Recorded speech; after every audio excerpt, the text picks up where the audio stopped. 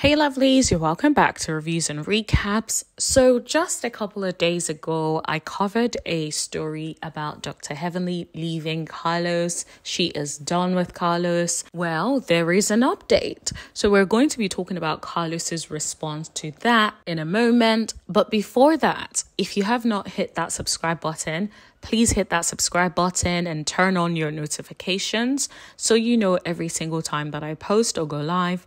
And everyone, please like, share, and let me know what you guys think in the comment section below. Now let's get into today's video. So after Dr. Heavenly went live to talk about she no longer wants to be on the messy kind of time, she does not want to be doing reviews of reality TV shows. Of course, that means she no longer wants to do messy Mondays with Carlos King. Now, you do remember that there was the interview with Marquez, which I feel like started a lot of the drama, because during the interview with Marquez, you can see that Marquez was talking about getting a bad edit. And at some point during the conversation, it seemed like Dr. Heavenly was agreeing that they could or he could have gotten a bad edit. So I'm not surprised that their relationship, or at least their working together situationship, is coming to an end. I also do think that Heavenly wants to rebrand a little bit, so that could also be part of it. But in any event, Carlos King posted on his Instagram story basically saying that you're basically being in competition with people that God sent to be on your team. And then he was basically saying that, he remember when he really wanted what he currently has, so he is grateful. It does feel a little bit like a slight. Now, shout out to Anonymous T for bringing this to my attention. At least I found it from her YouTube video.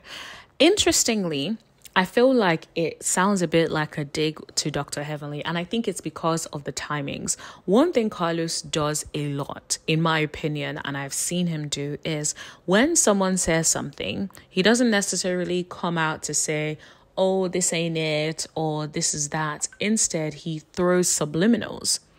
And I feel like this is another example of him throwing subliminals. Let's not forget, when Melody said what she said and was holding him accountable, he was basically throwing subliminals all up on the internet. Same thing as when Martel went out and said he was a paid actor. All we kept getting was Carlos King's subliminals.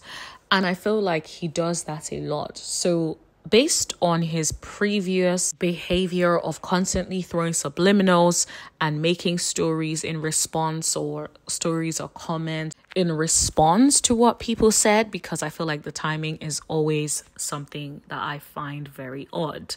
I honestly feel like Marquez's interview is the straw that broke the camel's back when it comes to Dr. Heavenly and Carlos King, because Marquez was talking about different things. I actually thought it was very interesting that Marquez was saying that one of his children was being approached allegedly by production, who was trying to get him to almost like say something or insinuate that he is not in his kid's life.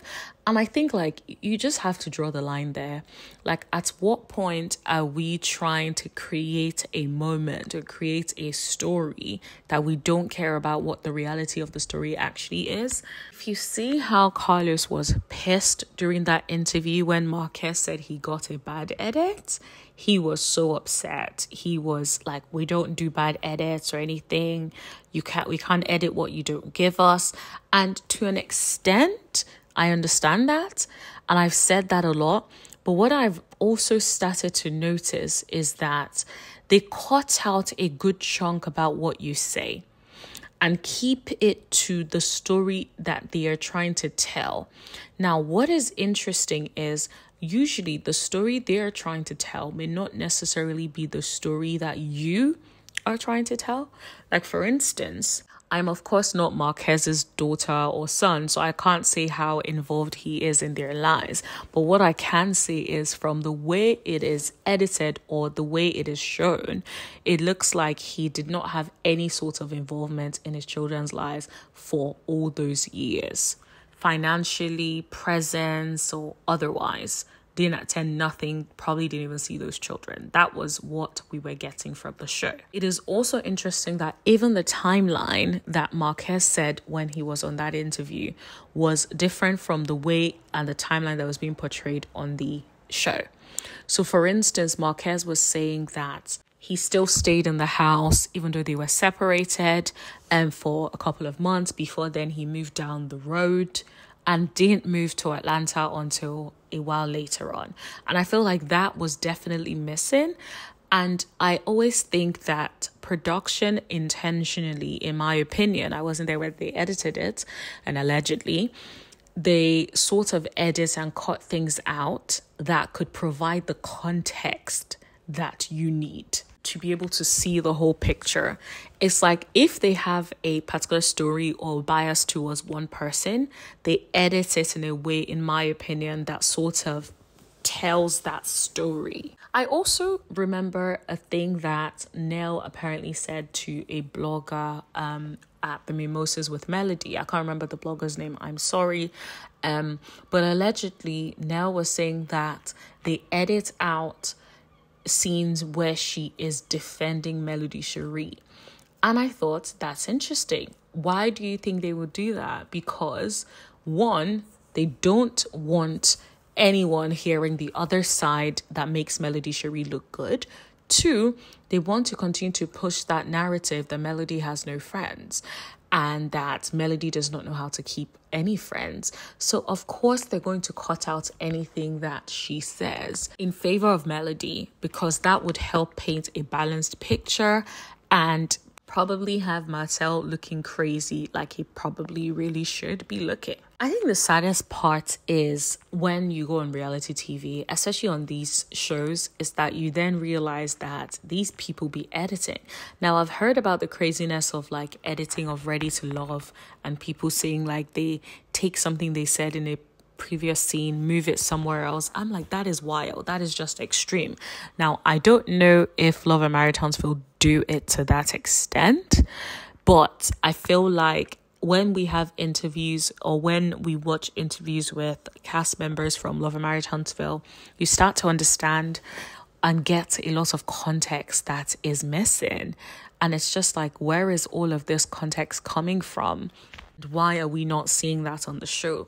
Now, of course, we're not going to be able to see the whole context on a show, let's be honest, because the show has a limited screen time. They're not going to show us a 1 hour conversation. We would be bored. We would not want to see it.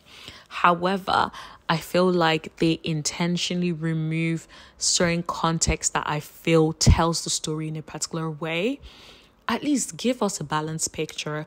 Don't give us a story that is biased towards one side. Give us Trisha's side, which we have heard in full. And now give us Marquez's side. Let's see what Marquez has to say so that we can then make an informed decision.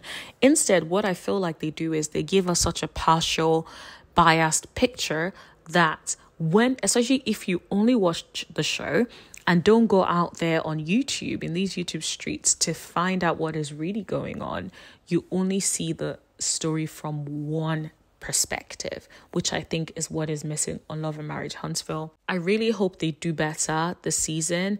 The other thing, but at this point, I'm just like, I don't even think I want to talk about it here. Maybe next time I'll talk about it. I feel like Carlos's disdain for Melody is now starting to show, and it showed in Marquez's interview, but I will see if I have time to talk about it on a different day. But yeah, let me know what you guys think about this in the comment section below. Are you team Carlos or team Dr. Heavenly? Let me know in the comment section below. Or are you team the show? I don't know, let me know. Also, please don't forget to hit that like button, hit that share button. Let me know what you guys think in the comment section below, and tap that subscribe button if you haven't already, and the bell button right next to it so you know every single time that I post. And I'll see you guys in the next video.